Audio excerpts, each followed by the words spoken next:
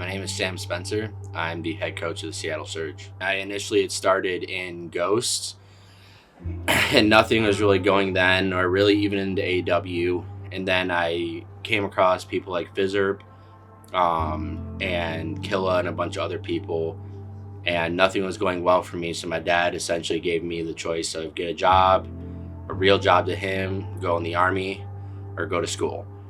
And so I went in the Army. I got hurt pretty bad.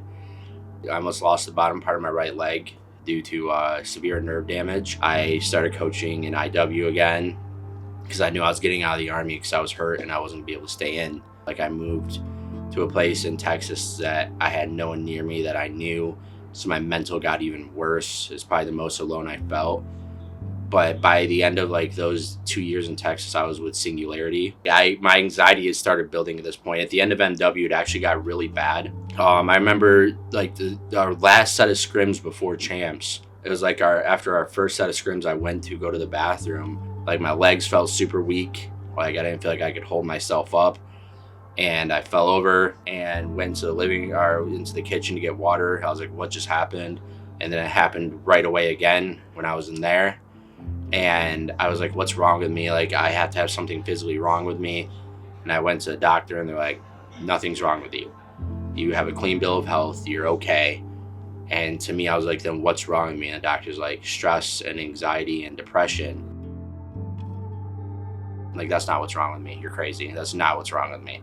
I was like, I'm completely fine. I'm a confident person. I'm completely okay. And it progressively got worse to the point where I was puking before all of our matches, and I didn't know what was wrong. I mean, I kept denying it, and then moving into this season with Seattle, I got here, and it's everything I could want. A good job, a good team, the CDL spot that I've always wanted.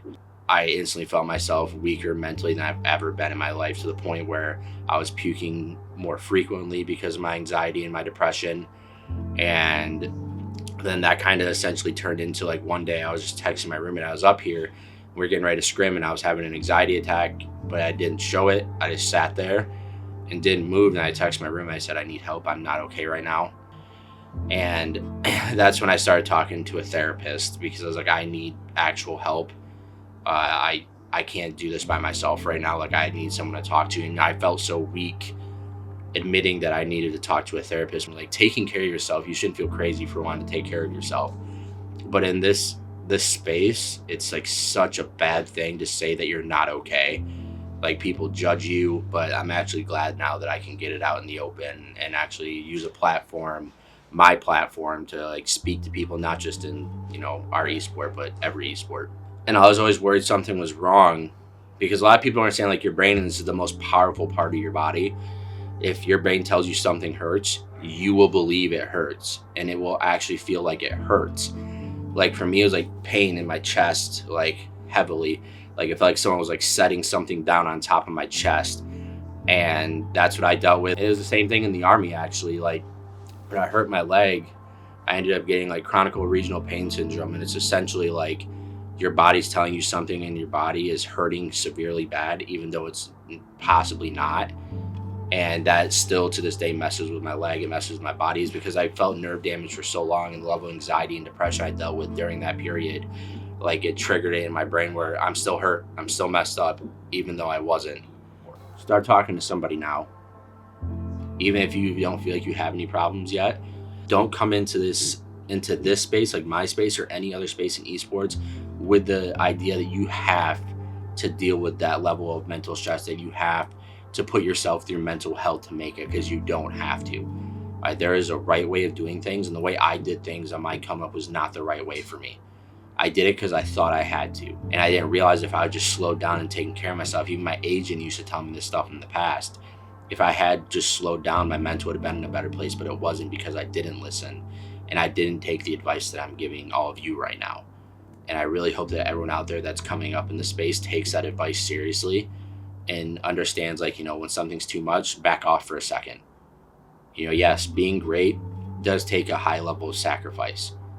Being the best to do something takes an even higher level of sacrifice, but with balance.